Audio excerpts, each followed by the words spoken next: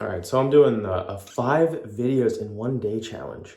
So this is my first video, and it's gonna kind of go in, I'm gonna make a video at each place I go to throughout the day. So this is video number 1, and I'm gonna talk about why I don't smoke or drink. So I'm 19, and when I go to places, especially around kids my age, particularly I've been to parties and I don't drink, and I stand there, people come up to me and they're like, you want a drink? I'm like, no, I'm good. I'm trying to stay chill. And then they're like, what? Wait, what? You don't want a drink? I'm like, no, I don't drink. And they're like, why? And what I've always used to justify it in my age group is, I don't want to mess up the gains, And they're like, oh, okay. Yo, that's awesome, bro. That's so cool.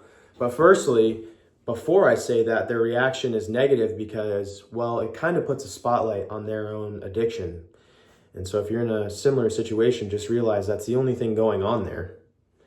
It's sort of like in the movie American Psycho. The girl says to Patrick Bateman, the main character, this, alpha male Sigma dude.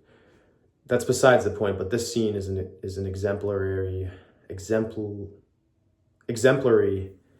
paragon. So she says, do you want a bite? And he goes, I'm on a diet, but thank you. And I say that as a joke because it's so hilarious when someone's like, hey, do you want a bite of a cupcake? And I'm like, I'm on a diet, but thank you. And then they're like, it's just this hilarious, completely backhanded rejection to something they're already partaking in. And that's exactly what goes on, except it's not as much of a joke because it's an addiction. Because people think, no, I'm not addicted. I'm not addicted to alcohol. Because alcohol, yeah, sure, whatever. It's in the Bible. It's as old as time. Why would you not drink, right? Well, let me ask you this. If it's a Thursday, this is a little thought exercise here. If it's a Thursday, midweek, or pretty much any point in time, what is it that you look forward to most? What is it? If you're honest with yourself, you'd probably say, whatever involves when I get to drink. Oh, I can't wait for this evening tonight so I can go home and finally have a beer because it's a heightened state of being. Or I can't wait for Friday, that one party, bro. Fuck. Deep down, just found this highlighter in my pocket.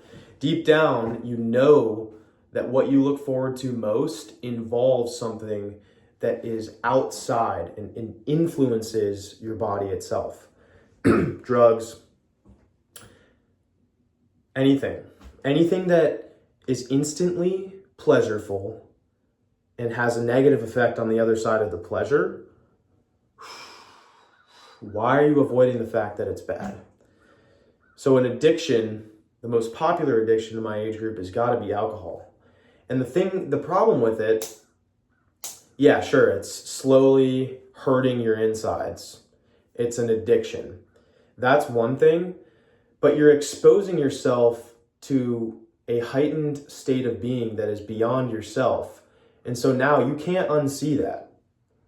So it's really hard to get out of an addiction. And you might think it's gay that I'm calling drinking an addiction, but it's a fucking addiction. If you're most looking forward to something every week that involves ingesting external chemicals to change and alter your mood, you're kind of cooked. And the problem with that is now, wow, you have to change your entire lifestyle to get out of the addiction. When you drink, you're going to party with people that you wouldn't otherwise hang out with. You're not going to party with fucking you're not going to go hang out, no beer with Fat Joe. I'm not saying fat people are bad, but this random guy, you're not going to be hanging out with this dude when you're not drinking. So then all of the turmoil that comes with stopping drinking, which includes, Oh, now you got to get new friends because all your friends before were completely artificial and fake. All of your relationships involved the essential component, alcohol. Do you realize how fucking stupid that is?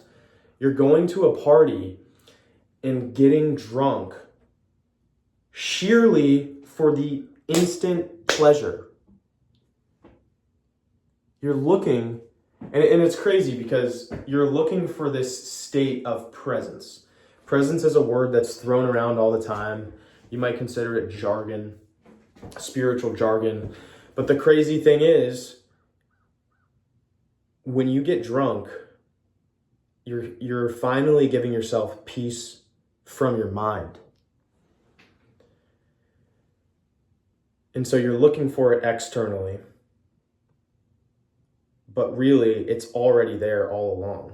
How do you think people are happy without fucking drugs?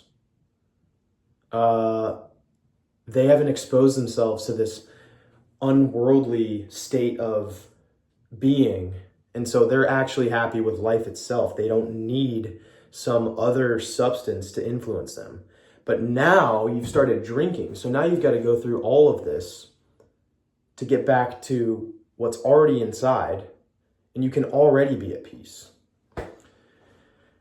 So start thinking about your addictions a little bit. What are you tied to? And really, really, really, really, really be wary of anything. I say this all the time. Be wary of anything that is instantly pleasureful. Every time. The most simple example is food. If you're fucking starving for donuts, maybe for hours, you're busy, but you got this idea of donuts in your head. And whatever, maybe you leave the Sunday church service and you're finally driving to get those donuts and you're like, holy, these are about to taste so good. And then you eat 2 donuts, probably 5 minutes. First bite's excellent, of course. It's amazing, holy shit. And then once the food's done, there's this crash.